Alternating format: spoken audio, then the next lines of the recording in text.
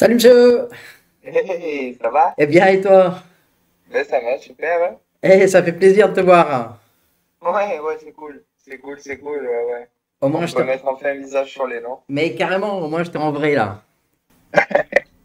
Eh bah écoute, on va partir sur une petite présentation alors avec grand plaisir. Allez. Mais j'entends déjà qu'il n'y a pas un accent du Nord. Et non, moi je viens du sud, de Marseille. D'ailleurs, je pense que tu peux le voir, mais c'est plein soleil chez moi. Hein, on n'est pas loin alors. Ouais, c'est cool. Ouais, moi je suis à 2 pas de Notre-Dame de la Garde, je sais pas si tu vois un peu. Ouais, j'habitais le Panier en fait, donc je connais bien. Ok. Ah, trop beau quartier, ça, c'est vraiment top. Ben, écoute, moi je m'appelle Théo. Oui, Ben, là j'ai 20 ans actuellement, je vais sur mes 21. Je suis étudiant. Pour l'instant, je suis en bac+3, donc bachelor immobilier, en alternance. Donc, du coup, le fait d'aller à l'école et puis travailler à côté aussi avec mon entreprise. Et puis, je me dirige sur un master l'année prochaine, donc sur 2 ans, qui est un master, entre guillemets, gestion de patrimoine, mais qui s'axe aussi pas mal vers la finance d'entreprise. d'accord. Donc, c'est plutôt cool. Donc, ça veut dire que je travaille en banque, euh, le système centralisé. Et, Excellent. mais c'est cool, c'est, Mais ouais, c'est, ça te permettra de les faire évoluer un peu. Ils auront besoin Ah, de gars comme toi. complètement. Ben, ils sont en train d'ailleurs d'évoluer par eux-mêmes, bon, même si je pense que tu es au courant, la plupart des banques ont des fonds d'investissement privés qui investissent dans la crypto-monnaie. Ils conseillent aujourd'hui à leurs investisseurs d'utiliser 5% de leur portefeuille pour des crypto-monnaies, justement, pour l'investissement. Donc c'est vrai que c'est plutôt cool à ce niveau-là, ça Mais, change. mais ça fait combien de temps? Ça fait à peine quelques mois qu'ils partent dans ce Ouais. domaine-là. Alors, je pense que au niveau des fonds d'investissement, ça Ouais, fait plusieurs mois, même ouais, années. ouais. Après, les conseils d'investissement sur tout ça, ouais, c'est tout récent. J'ai un ami enfin un ami, oui, c'est un ami, parce qu'en fait, je fais du judo, Oui, et au judo, c'est vrai qu'on a un groupe, un grand groupe, c'est une grande famille, j'ai envie de dire, avec des gens qui viennent de partout, donc c'est vrai que c'est plutôt cool. Et on a un ami qui a une banque privée, enfin, qui du moins est client chez une banque privée, d'accord. qui lui a conseillé justement 5% de son portefeuille sur ça, et c'est en train de se démocratiser pas mal, ouais. Donc D'accord. c'est vrai que c'est plutôt cool. Et Et après, bon, ben, tu penses qu'il y a eu un élément déclencheur? Qu'est-ce qui leur a fait prendre conscience qu'on passait sur un autre modèle maintenant? Ben, tu sais, j'ai envie de comparer ça avec l'arrivée d'Internet, Ouais, où on voyait tout le monde qui était réticent ouais, à se dire Internet, c'est pas possible, surtout qu'en France, il y avait déjà un système mis en place, et puis la France a été des derniers, enfin pas les derniers, mais des gros pays, a été l'un des derniers à s'en accaparer. on n'apprend pas, hein. Euh, On n'apprend pas de nos bêtises, hein. Complètement. C'est ça, c'est malheureusement, non, mais bon, après, si jamais ça peut se démocratiser dans le bon sens, tant mieux. Mais c'est vrai que je pense que c'est un peu le même système qu'avec l'arrivée d'Internet. On a peur. Donc, quand on a peur, on se renferme. Et puis, on dit non, ça, c'est pas bien, n'y allez pas. Et puis, en interne, quand on voit que c'est plutôt pas mal, on investit avant que tout le monde puisse investir. Ouais, Du fait de pouvoir construire quelque chose de gros derrière. Donc, mais c'est à peu près le même système. Et puis là, c'est vrai que le fait que, par exemple, le Bitcoin soit devenu une vraie monnaie légale avec le Salvador, ouais. euh, peut-être que ça peut aussi pousser un peu plus les banques, peut-être que ça peut un peu plus pousser les États, surtout à la régularisation, mais qu'on ne se fasse pas taper dessus, mais que ce soit quelque chose d'entre-deux, quoi. Parce que, par exemple, avec le projet Mika qui voulait, je sais pas si tu as suivi, Ouais, à partir des 1000 euros, hein. ouais, déjà ça, ils voulaient stopper le pourquoi fort, il n'est pas passé, tant mieux pour nous.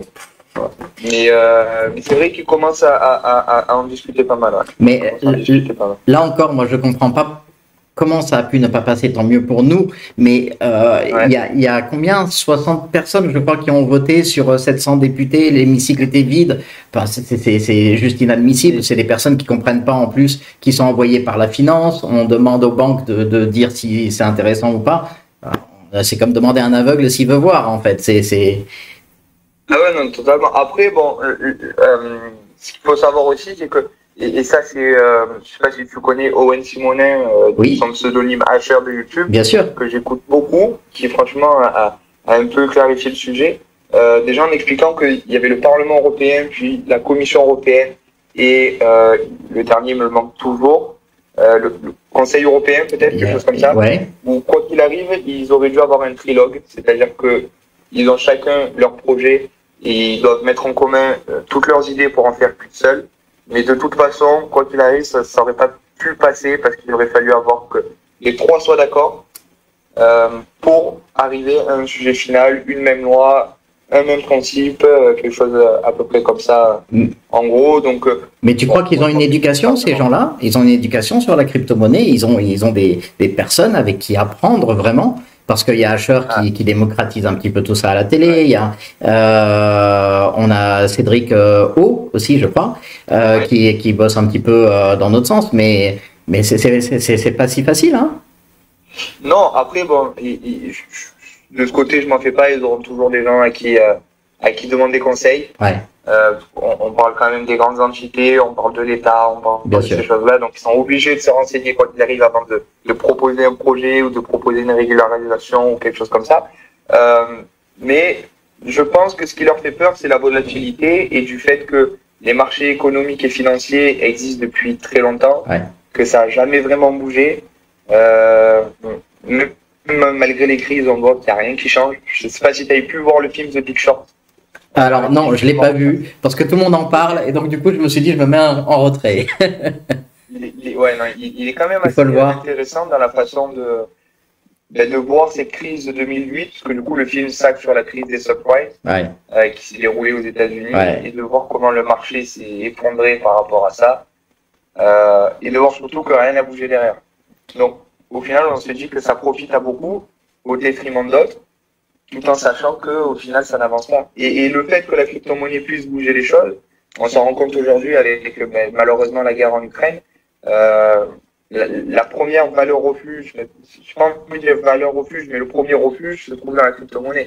Quand le président de l'Ukraine demande du coup d'aider le pays via des adresses crypto-monnaie via la blockchain, quand on voit que Poutine malheureusement essaye de contourner aussi les règles par la crypto-monnaie, bien sûr, tout en sachant que dans la blockchain tout est ouvert et tout est public. Donc ça, ils en ont peur. Ils pensent que à cause de la crypto-monnaie, il peut y avoir plus de blanchiment ou plus d'accès facile à la mauvaise chose, alors que au final, si on demande à quelqu'un de dire d'où provient son argent réel, dans quelle main il est passé, il sera incapable de le dire, alors que quelqu'un qui a de la crypto-monnaie pourra toujours regarder les adresses et par où le bitcoin ou autre est passé, quoi.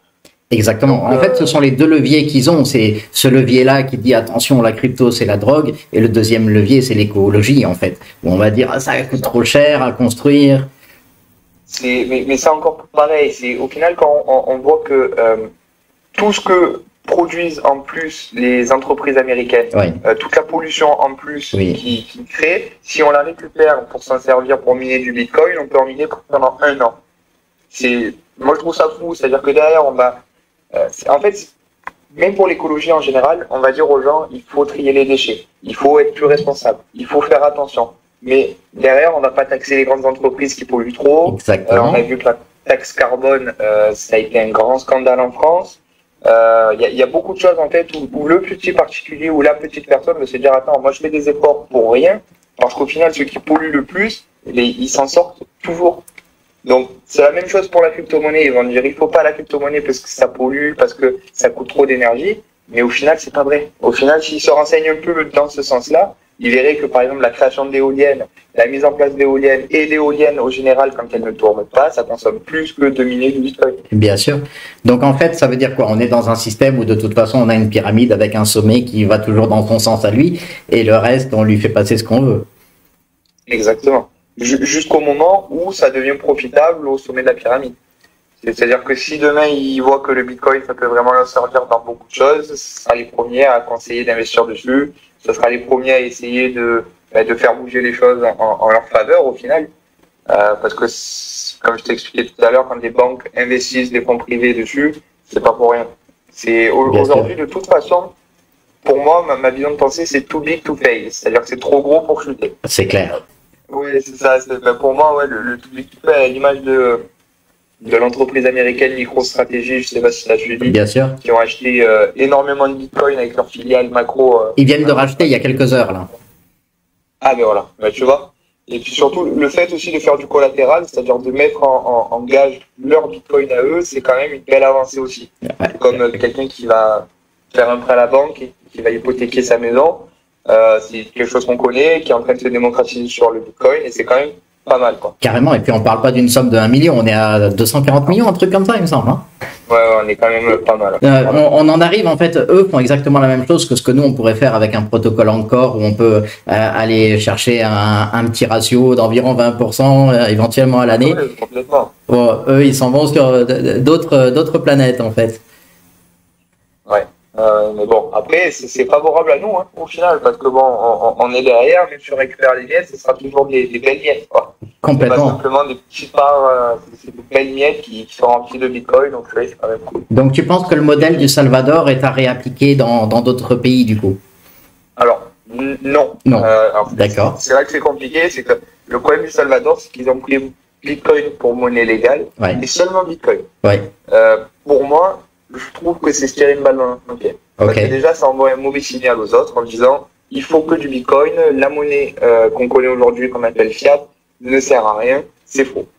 Elle a toujours existé, elle existera toujours, on en aura toujours besoin. Ce qui est bien avec Bitcoin, c'est que ça peut être une valeur refuge dans le sens où, quand le pouvoir d'achat baisse, le Bitcoin peut lui augmenter et du coup, mettre à plat le tout. Si par exemple demain, avec 10 euros, tu peux t'acheter une bouteille et que cette bouteille, elle passe à 20 euros, peut-être que les 10 euros qui manquent, tu pourras servir de Bitcoin pour acheter cette même bouteille. Ouais. Donc, c'est un peu dans ce sens-là. On a besoin de trésorerie, de valeur refuge, mais pas de monnaie unique. Et là, c'est se tirer une balle dans le pied. Parce que si demain, il y a beaucoup de pays qui font comme eux et que l'économie en elle-même, elle chute du fait qu'ils n'utilisent plus cet argent-là et qu'il ne sert à rien, ça fera une inflation énorme, ça fera pareil des taux qui vont augmenter, ça sera trop compliqué à faire. Donc je pense qu'il faut adopter Bitcoin ou Ethereum ou d'autres monnaies. Bon, on parle de Bitcoin parce que c'est le plus gros et parce qu'il a une bonne capitalisation, il a tout de bien pour l'instant. Mais je pense qu'il faut s'en servir comme valeur refuge ou valeur supplémentaire, plus qu'une monnaie unique. D'accord. En tout cas, ça fait un beau set de jeu en fait avec le système Lightning. On a vu que ça fonctionne, on a vu que ça marche. Ah ouais, complètement. Et du coup, on peut vraiment le reproduire un petit peu partout au niveau technique, en tout cas. Ouais, je suis d'accord avec toi. En plus de ça, tout ce qui se démocratise sur la blockchain avec toutes ces innovations, toutes ces idées, toutes ces crypto-monnaies qui servent à quelque chose au final et qui ne sont pas là juste pour faire joli, il y a de quoi vraiment avancer dans beaucoup de domaines. On parle à une échelle de particulier le stockage cloud qui peut coûter beaucoup moins pour avoir beaucoup plus. Carrément. Aujourd'hui, j'ai dû passer moi, parce que je suis sur Apple, j'ai beaucoup de documents sur mon ordi et sur mon téléphone. Il a fallu que je change de catégorie pour payer 3 euros par mois pour avoir plus de place dans mon cloud. Au final, il y a certaines crypto-monnaies qui permettront d'avoir énormément de stockage pour une poignée pour rien du tout, quoi. D'accord. Donc il y a beaucoup d'avancées dans tous les domaines, je trouve.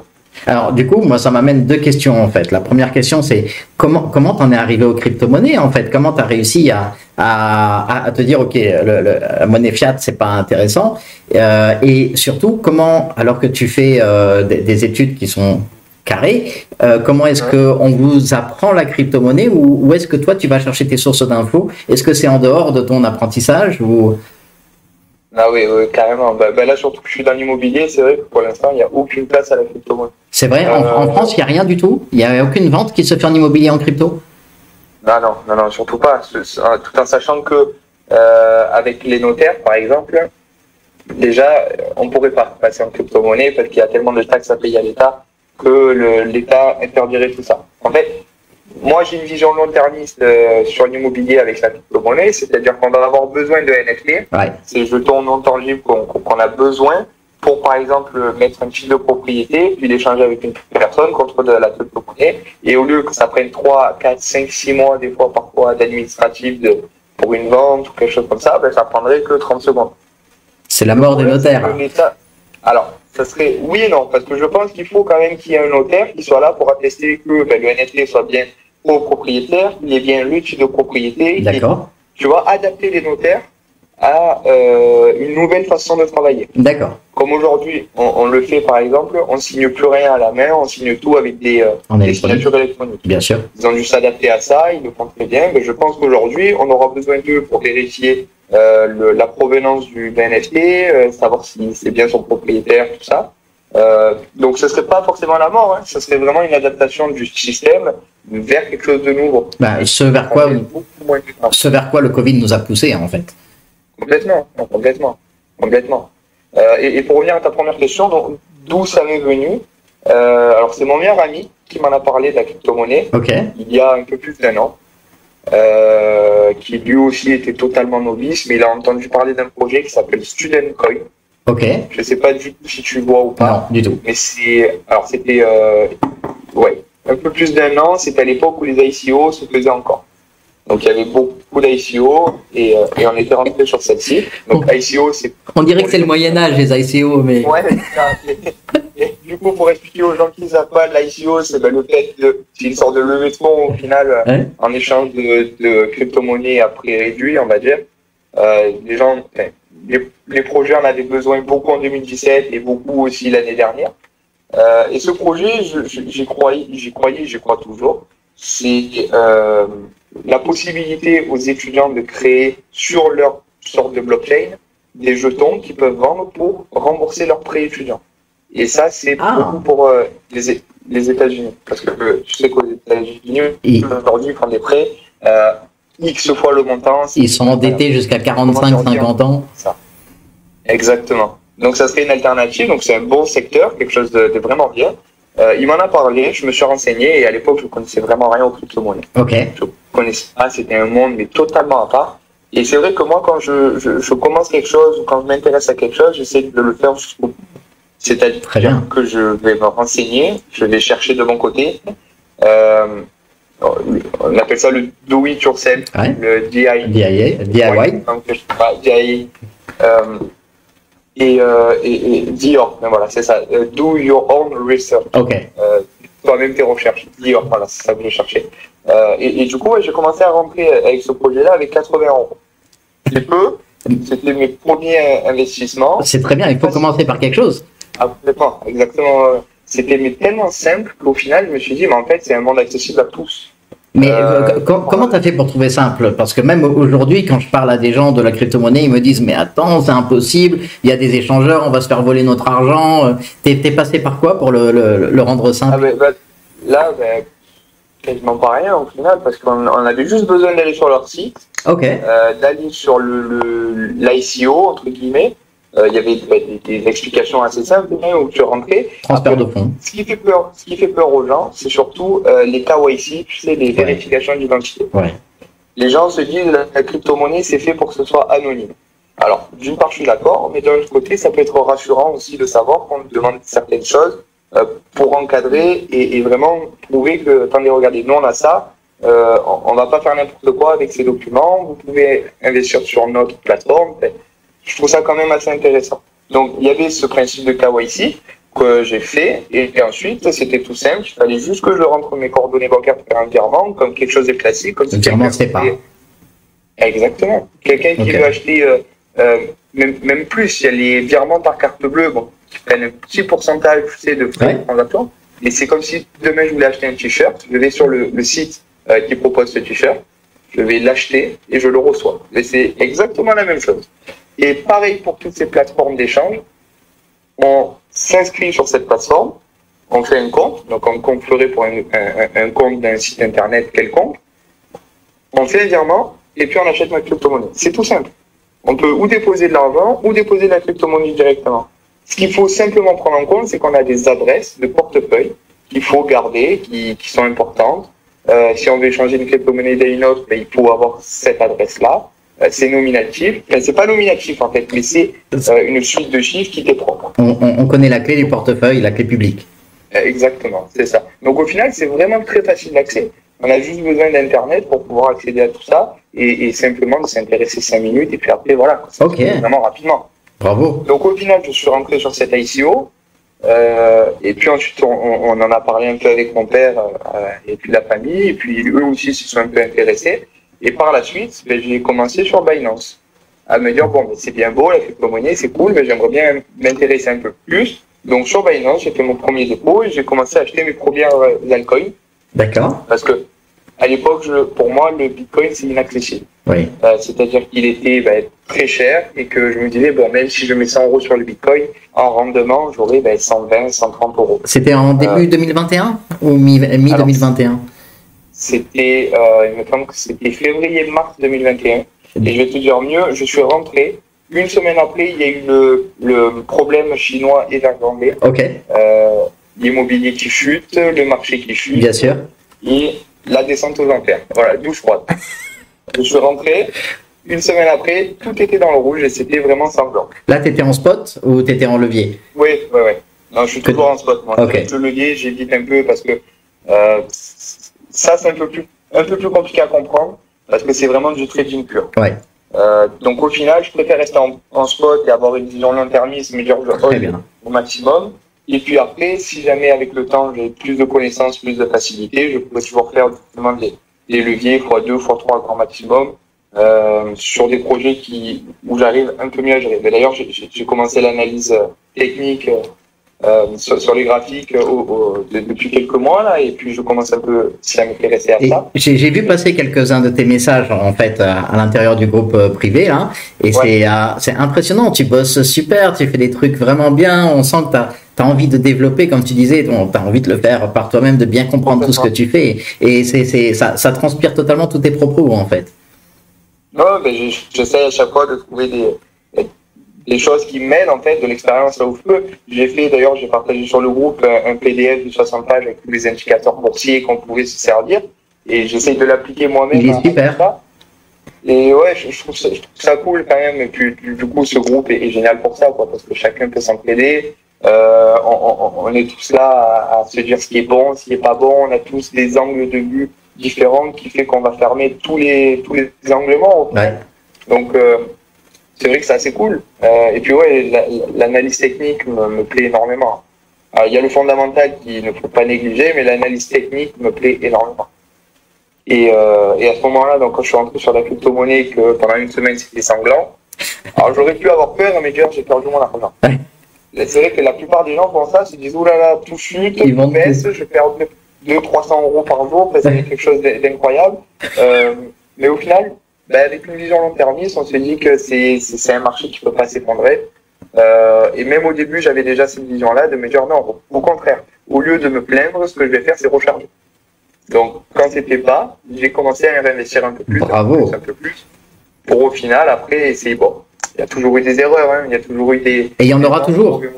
Et il y en aura toujours. Mais ça m'a toujours servi, de voir ce buy the dip et celle de ATH, quoi. Enfin, c'est ça. C'est simple d'esprit, mais c'est vrai que c'est dur à mettre en place, parce que quand on regarde tout le temps et qu'on voit le cours qui chute, le graphique chuter, le Bitcoin en sang. En fait, c'est l'émotion. C'est l'émotion qui te tue, qui convertit complètement ta pensée initiale, et puis du coup, je veux vendre. Ah, complètement. Et après, voilà, le meilleur conseil que j'ai pour tous les holders, c'est d'éteindre le téléphone à ce moment-là. Tout simplement, aller sortir, voir dehors ce qui se passe, et puis laisser faire le temps et les traders qui sont H24 sur les marchés pour justement réguler ça. Très bien. Si tu as une vision long-termiste, tu n'as pas à t'inquiéter, tu n'as pas à regarder tous les jours ton téléphone, toutes les heures, toutes les minutes, ça sert à rien, parce que ça va pas changer en une seconde. Totalement. Il y a beaucoup de gens qui FOMO, qui ont peur de rater le bon mouvement, qui ont peur de rater le train, mais le train, il est en marche depuis des années, et il est qu'au début, il est à la première station, j'ai l'impression, ou à la deuxième si on veut, mais ça va rouler tout seul. Donc, pour tous les holders qui paniquent à ce moment-là, éteignez le téléphone, ça vaut mieux. Ou alors vous revenez regarder cette vidéo et ils te regardent de nouveau expliquer, et comme ça ils comprendront que c'est ça, qu'ils la mettent en favori cette vidéo et qu'ils reviennent dessus. Allez, c'est en favori. Et du coup, toi tu rentres en DCA régulier ou c'est un mode automatique ou c'est un mode personnel en fonction des dips? Ouais, c'est moi, c'est vraiment moi, ouais, j'ai pas mis en place. Parce que bon, après c'est vrai que j'ai peu de rentrée d'argent, j'ai mon salaire qui du coup me permet de pouvoir faire tout ça. Bien sûr. Mais à côté de ça, il y a tellement d'aléas dans la vie. J'ai aussi de l'argent sécurisé à la banque. Il en faut un petit peu. Il faut. En fait, ma vision, c'est d'avoir un investissement de partout. Très bien. C'est ça que j'aimerais faire découvrir aux gens. Mon but final, ce serait d'être ou gestionnaire de fonds d'actifs ou conseiller en investissement, histoire de vulgariser tout ça et de dire aux gens, écoutez, votre argent, au lieu qu'il soit sous votre matelas, il peut très bien faire des petits bébés un peu partout. Et ça, c'est un teaser de la société que tu es en train de créer ou? Ah, alors, ça, non. Alors, non, c'est pas un teaser. Ok. Non, non. Parce que la société que je crée, au final, c'est factice, c'est fictif, parce que c'est pour l'école. D'accord. C'est un projet qu'on va présenter à l'école. Et du coup, pour ce projet-là qu'on est en groupe, c'est vrai que on a fait le choix de partir sur une agence immobilière traditionnelle qui vend des biens traditionnels. D'accord. Et à côté de ça, des biens dans le métaverse. Oh. C'est vrai que c'est compliqué à mettre en place parce qu'on n'a pas tout non plus. C'est beaucoup à base d'hypothèses. Tu vois, quand on doit faire un bilan prévisionnel, on va prendre l'hypothèse d'acheter des terrains à tel prix, puis de revendre à tel prix. Donc c'est vrai que c'est beaucoup d'hypothèses. C'est très intéressant parce que du coup, ça me force à faire des recherches en plus. J'ai notamment eu une discussion avec Jack, très très intéressant. Jack du groupe. Il est super. Vraiment super. Il est super. Vraiment. Exactement. Et à tous les niveaux, au niveau humain et technique. Exact. Ouais. Franchement, il est vraiment fort parce que je me disais qu'il est sur la crypto-monnaie depuis pas si longtemps que ça au final.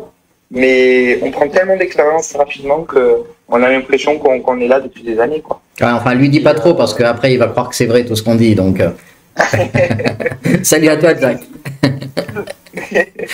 Non, mais c'est vrai, il faut le dire. Et puis lui-même, son projet qu'il est en train de créer, je trouve ça incroyable. Ouais. Je sais pas si on peut le teaser ou pas ici. Mais en tout cas, c'est. On va peut-être pas en parler. Je préférerais que lui, il en parle si jamais il veut venir sur une interview, il en parlera. Je sais pas à quel point c'est ouvert ou pas ouvert encore. Bon, c'est pour ça. Mais au moins, ce qu'on peut dire aux gens, c'est que c'est vraiment incroyable. C'est quand même bien, je trouve. Et du coup, il avait pas mal de conseils sur cette création d'entreprise.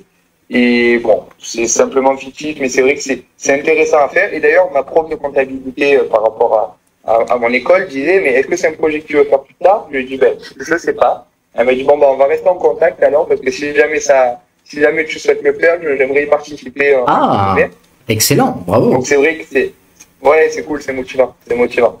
Mais ma vision, c'est d'avancer à petits pas pour vraiment prendre l'expérience là où je dois en prendre. Ne pas me précipiter, ça sert à rien, j'ai tout mon temps.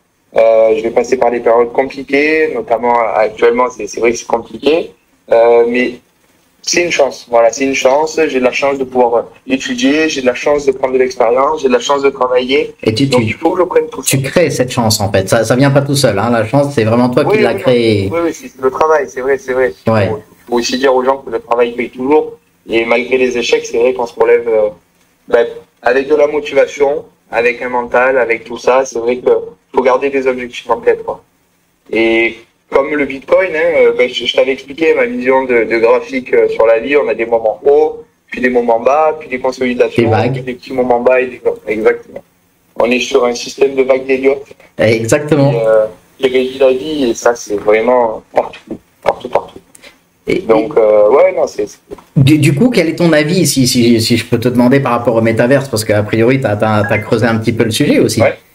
Et quel est ton avis sur les métaverses? Tu penses vraiment qu'on va vers un univers qui va Et est-ce que ça va être totalement scindé en deux? Il y aura ceux qui veulent pas, il y aura ceux qui veulent et il y aura personne au milieu? Ou est-ce que ça va venir tranquillement s'intégrer dans la vie de tous les jours et finalement tout le monde va être obligé d'y passer? Le métavers, pour moi, c'est un grand mot, mais on y est déjà depuis un petit moment. C'est vrai, avec les jeux? On y est exactement, avec les jeux vidéo. On parle par exemple de World of Warcraft. Il y a beaucoup de monde qui connaît World of Warcraft. C'est un monde ouvert où il y a des gens qui sont de partout, qui se retrouvent sur cette map-là, à discuter, à échanger, à faire des missions ensemble, à s'échanger des items et toutes ces choses-là font qu'on est déjà dans le métaverse, quoi. Totalement. Parce qu'il y a des jeux en open world, des jeux coopératifs, des jeux où on a besoin du casque pour le jouer. La PlayStation notamment avec le PlayStation VR. On peut rentrer dans le jeu, s'amuser. L'Oculus Rift avec Facebook, on pouvait rentrer aussi s'amuser dans les jeux. On y est déjà, quoi. On y est déjà, et puis depuis un petit moment. Avec l'arrivée d'Internet. Alors, ce qui est rigolo, c'est que le premier jeu auquel je pense, c'est quand j'étais petit, ça s'appelle Abo. Je ne sais pas si tu as connu. Non. Mais c'était, on va dire, une sorte de ville qui n'existe pas, avec des personnages qui n'existent pas, où il y avait un réseau social. En fait, c'est un réseau social, mais virtuel. D'accord. Et c'était déjà une preuve du métaverse où on avait chacun un appartement qu'on pouvait décorer en fonction de ce qu'on faisait, Wow. des fêtes qui s'organisaient, enfin, c'est des choses comme ça. Et j'étais vraiment petit. Et je m'en rappelle, j'étais, je pense, au primaire, début collège, quand c'était sorti. Comment tu as acheté la déco? Comment il y avait déjà des crypto-monnaies dedans pour Alors, non, justement, non, c'était une monnaie factice, c'était une monnaie du jeu, il me semble. Après, je veux pas dire de bêtises. Ouais, ouais. Mais c'est un peu comme tous les jeux aujourd'hui où c'est une monnaie qui n'existe pas. Ou alors, par exemple, il y a des jeux où tu as besoin d'argent réel pour acheter une monnaie du jeu pour pouvoir la dépenser dans le jeu. D'accord. Mais aujourd'hui, c'est le même principe avec le métaverse, c'est les crypto-monnaies. On a besoin d'une crypto-monnaie pour, dans le métaverse, meubler son appartement comme on a acheté. Après, c'est comme les NFT, on est au tout début, donc du coup, c'est vrai que c'est un peu le cafouillis parce que les gens vont payer 400 000 $ pour à côté d'un rappeur. Donc, c'est vrai que c'est un peu le cafouillis, mais c'est en bonne voie, c'est en bonne voie. Quand on sait qu'il y a des entreprises comme Disney, Microsoft, Meta qui commencent à se lancer vraiment dedans. Après, il y a la fusion-acquisition. Microsoft a racheté Activision et Blizzard pour justement, je pense aussi, se développer de ce côté-là. Okay. Je pense pas qu'ils resteraient sans faire de métaverse. Et puis c'est assez sympathique de se balader dans un monde ouvert avec les personnages de jeu qu'on préfère. Bien sûr. Habiter à côté d'un sergent, enfin, c'est en bonne voie et puis ça fait partie de la crypto-monnaie, l'écosystème, la nouveauté, le web 3.0 qu'on a besoin parce que avec le confinement, on s'est rendu compte que quand on est seul chez toi, c'est compliqué. Voilà. Ouais. Donc, c'est peut-être une porte de sortie vers ça. Après, c'est comme pour tout, il ne faut pas en dépendre. Il ne faut pas dépendre de la chose. C'est ça. C'est le simple, mais le plus dur à mettre en place aussi. Mais c'est comme les jeux d'argent, il ne faut pas en dépendre. C'est comme la cigarette, c'est vrai qu'il y a énormément d'addictions, mais il faut essayer de ne pas en dépendre. Le métavers, ce sera la même chose. C'est vrai que ça peut paraître vraiment génial, mais il ne faudra pas en dépendre. Donc, du coup, tu penses qu'un avenir pour les agents immobiliers, ça pourrait être d'être totalement dans le virtuel, de bosser par exemple avec Terra Luna et d'aller vendre un jour un appartement en Argentine, un jour, je ne sais pas, en Russie et autres? Et je pense qu'il va falloir se démocratiser un peu, bien sûr. Ce sera pas 100% du boulot parce que derrière, on a toujours besoin de la pierre, comme diraient les anciens. Ouais. La pierre, ça perd pas de valeur, donc on a toujours besoin d'avoir un toit réel sous la tête. Et puis on a un corps physique. Je pense que complètement, c'est pour ça. C'est ça. Et du coup, je pense qu'il faudra aussi faire les deux, vendre des maisons et puis vendre des maisons virtuelles aussi. Je pense que ce serait une belle avancée. Après, je sais pas comment mettre en place ça, parce que c'est vrai que bon, la plupart des gens vont se procurer un terrain tout seul ou procurer une maison tout seul. Et c'est tout là la petite subtilité d'un agent qui va dire attendez, mais moi je peux mieux vous aiguiller, mieux vous conseiller, trouver les choses à votre place, ça vous fait un gain de temps, à peu près comme dans le monde réel, au final, mais virtuel. Donc je pense que ce sera à 50-50 et les agences qui veulent perdurer dans le temps, mais vraiment loin, je pense qu'elles vont devoir s'y intéresser. Donc il y a une vraie évolution dans ce domaine-là, tu penses là. Ouais. D'accord. La vente publicitaire, la vente immobilière, la création. C'est possible, ouais. Il faudra. Aujourd'hui, dans une agence, on a besoin de commerciaux, de comptables, etc. Je pense que dans un certain temps, il faudra des designers et des développeurs. Eh oui, c'est clair. Donc, toi, tu as commencé en 2021 avec la somme que tu nous as donnée tout à l'heure. Comment tu vois ta propre évolution par la suite? Est-ce que tu vas rattacher la crypto-monnaie à simplement un luxe que tu vas garder pendant X temps jusqu'à temps qu'on arrive aux millions sur le Bitcoin ou autre, ou est-ce que tu vas l'utiliser tous les jours? Est-ce que tu penses dégager du fiat en fait et puis passer entièrement en crypto-monnaie si tu en as la possibilité ou... Je pense que pour l'instant, c'est un investissement long terme. D'accord. C'est-à-dire que je fais du DCA un peu quand je peux, quand l'opportunité se présente, etc. J'essaie de dégager de la plus-value. Cette plus-value va me servir de réinvestissement pour aller encore plus loin. Et puis après, cette crypto-monnaie pourra me servir pour des projets futurs et réels et concrets. Donc, à l'heure actuelle, c'est simplement l'investissement. Okay. Dans le futur, ce sera une partie de ma vie. Parce que si j'investis à 20 ans, et que ça existe toujours, parce que je pense que ça existera toujours à 40 ans, j'aurai le temps de faire la plus-value et du coup j'utilisais cette plus-value pour des projets concrets, une création d'entreprise, de société ou autre. En France? À voir. J'espère.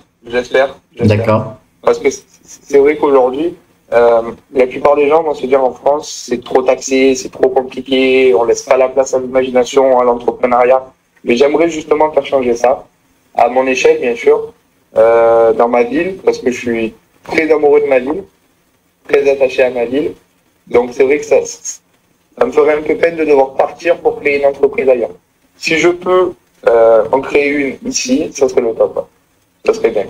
J'essaye de faire avancer parce que au final, c'est vrai qu'en France, on a quand même beaucoup d'avantages, il ne faut pas se mentir. C'est vrai. On a beaucoup d'avantages. On a l'accès à la santé, on a l'assurance maladie, on a les banques qui sont quand même plus tolérantes que certains autres pays. On a la possibilité de faire de grandes choses.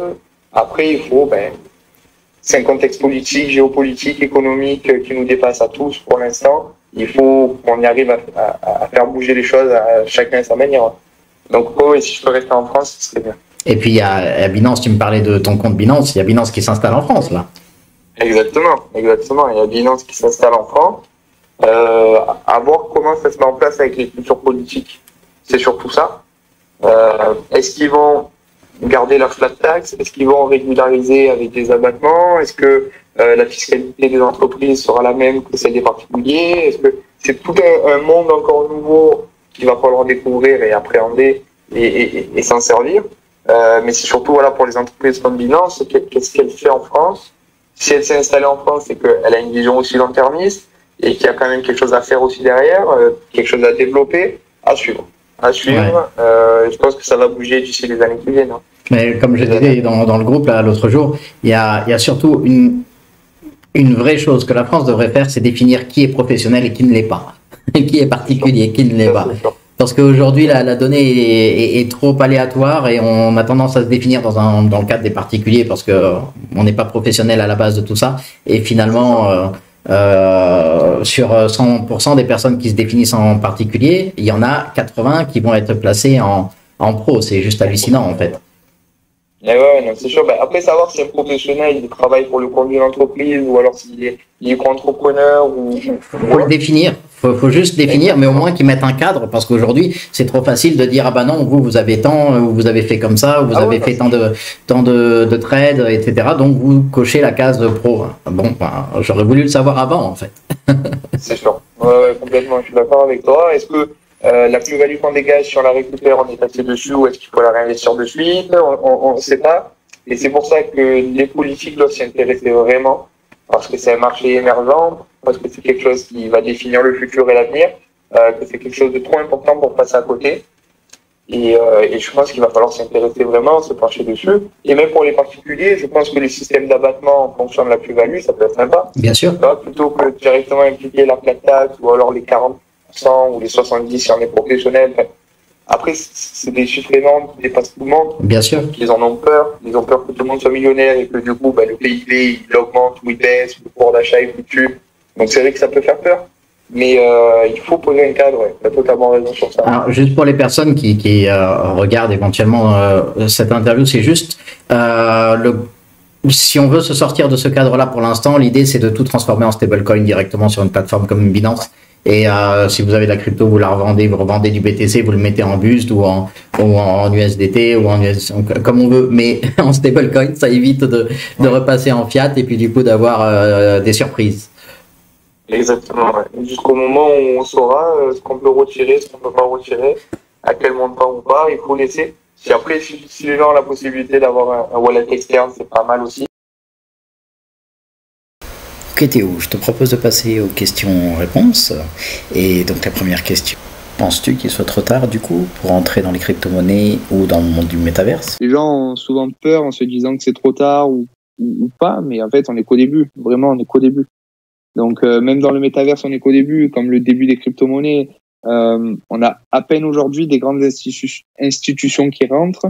Donc comme je disais tout à l'heure, c'est too big to fail. C'est vraiment trop gros pour s'effondrer. Et puis, il y a des entreprises comme Microsoft qui ont fait l'acquisition d'autres entreprises comme Activision et Blizzard. Exactement, voilà, c'est une fusion-acquisition qui pourra servir à créer un métaverse incroyable. Il y a Disney aussi qui le développe.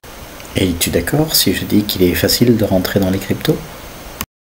Il suffit simplement de se renseigner, de faire ses recherches soi-même, ou alors d'être bien conseillé.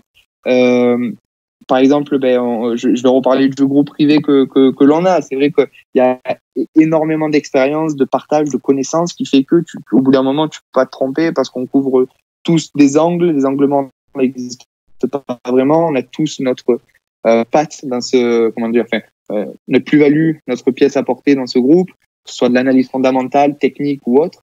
Donc, il faut s'entourer des bonnes personnes qui s'y connaissent. Et puis pour ceux qui s'y connaissent, entourer des bonnes personnes en général dans la vie. Par exemple, moi, j'ai mes parents avec qui je partage beaucoup, avec qui je discute beaucoup. J'ai ma chérie qui m'accompagne au quotidien, qui elle aussi a une tête comme ça du fait que je lui parle tout le temps, mais qui m'accompagne beaucoup. Donc c'est vrai que c'est quand même très important. Il faut bien s'entourer et surtout faire ses recherches. Peut-on dire que le Bitcoin puisse servir de valeur contre l'inflation? Complètement. Et comme je te disais tout à l'heure, la crypto-monnaie, ça sert de valeur au refuge. On le voit, hein, le Bitcoin qui est corrélé au marché traditionnel, mais qui parfois s'en détache. Le fait de justement, pendant ces temps de crise et de guerre, pouvoir se rattacher à ça pour pas perdre son pouvoir d'achat, c'est super, super important, super intéressant. C'est vraiment quelque chose dans le futur alors moi, je suis très positif par rapport à ça. Quelles seraient pour toi les proportions d'un portefeuille parfait en crypto-monnaie? Alors, moi, je serais partisan du hold, c'est-à-dire garder sur du long terme.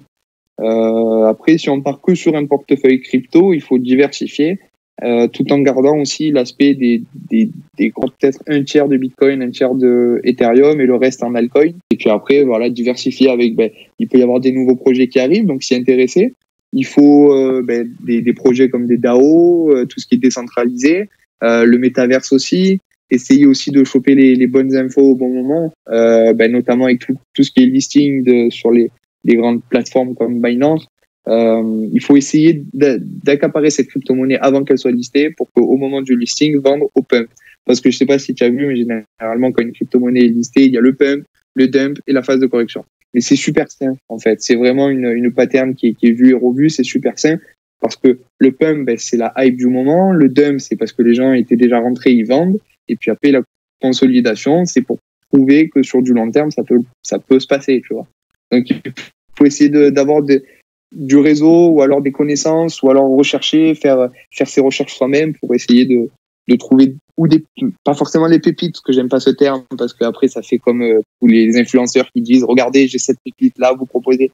Mais trouver des projets qui fondamentalement peuvent avoir une avancée technologique ou une avancée dans la vie en général, quoi. Donc c'est vrai qu'il faut faire ses recherches, il faut holder, il faut pas se prendre pour un trader, il faut pas avoir cette image-là de se dire bon mais j'ai ça, je vais utiliser les leviers parce que ça me paraît cool, parce que je peux gagner beaucoup d'argent. C'est faux. Il faut vraiment, je pense, pour moi, les 3/4, voire les 90% de son portefeuille, le garder pour du long terme et le revendre au prochain cycle. C'est-à-dire que généralement, en 2024, par exemple, il y a le nouvel halving du Bitcoin, avec toutes les récompenses du minage et tout qui va baisser, donc qui va faire que potentiellement le prix du Bitcoin puisse augmenter. Entre-temps, il y a peut-être la deuxième phase du bull run actuel qui va débuter, donc il faut vendre au bon moment, se renseigner, et puis ensuite racheter après, parce que généralement, d'un cycle à l'autre, il y a beaucoup d'altcoins qui sont balayés par des nouvelles. Donc, il y a beaucoup de gens qui ont peur quand ils voient leur portefeuille baisser, mais en fait, tant qu'on vend pas, on n'a rien. Hein. Tant qu'on vend pas, on n'est ni en perte ni en gain. Mais par contre, il faudra... Exactement, c'est ça. On achète, on buy des dips, et il faut vendre du coup au moment... faut pas se laisser emporter en disant bon, mais je le garde pendant 20 ans si le projet au final peut se faire remplacer très rapidement.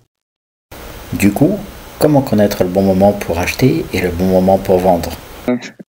C'est beaucoup d'analyse. Ou alors, tout simplement, essayer de regarder de temps en temps si on comprend pas, essayer de trouver conseil auprès de ceux qui le savent. Mais ou sinon, il faut partir du principe qu'on est dans un gros range et qu'on a 20% de vente et 20% d'achat et puis le reste en hold. Es-tu partisan de la technique du DCA, le dollar cost average? Aussi, carrément. Ouais. Le DCA, c'est hyper important pour rentrer sur les projets, mais aussi hyper important pour dégonfler le portefeuille. Il faut faire des paliers. Pour la vente, je pense qu'il y a des paliers à prendre. Il faut savoir que une crypto-monnaie, ça peut pas exploser à l'infini, donc il faut rester lucide, essayer de se fixer des objectifs en se disant bon ben tiens, avec cette crypto-monnaie, j'aimerais faire un x2 sur mon investissement, un x3, un x4, et pouvoir retirer du moins ou les bénéfices ou l'investissement de base pour ensuite laisser tourner. Quels indicateurs pourrais-tu conseiller aux personnes qui rentreraient dans les cryptos? Tout simple, déjà pour commencer, les moyennes mobiles. La MA 20, 40 et 60, ou 90 il me semble. Les retracements de Fibonacci aussi sont hyper intéressants. Ça, c'est quelque chose à aller voir, je trouve. Et ensuite, les droites de tendance, tout simplement, les triangles de compression. Quelque chose qui sont au final très faciles parce que quand on regarde une charte graphique, on observe généralement qu'il y a des points où les bougies chutent à un endroit précis et plusieurs fois au même endroit. Donc, on appelle ça une ligne de tendance qui peut être une zone de résistance ou une zone de support à casser ou justement à s'appuyer dessus. Tirer des lignes de résistance, CD, le RSI aussi, c'est important. Bon, après, là, on parle vraiment d'un truc un peu technique, mais pour les gens qui comprennent pas grand-chose, voilà. Alors, il y a l'analyse technique qu'il faut, et puis après, il faut simplement aussi observer le graphique en se disant, bon, mais quand on voit qu'il y a beaucoup de bougies vertes et qu'on est proche de l'ancien ATH, il y a moyen que ça passe ou que ça casse, donc il faut quand même rester vigilant et se dire, bon, mais on peut vendre en gagnant un peu, quoi. Et puis après, sur du long terme, on peut holder et se dire, bon, mais on regarde même pas le cours, on attend la fin. De toute façon, généralement, on sait que c'est la fin quand il y a énormément de médias qui en parlent, que tout le monde il y a une hype de fou. C'est généralement le moment de vendre. Quand tu dis diversifier les gains, c'est aussi faire du stacking, faire du earning? Exactement. Après, il faut diversifier son portefeuille au maximum parce que si jamais on a un risque quelque part, il est peut-être couvert par un autre.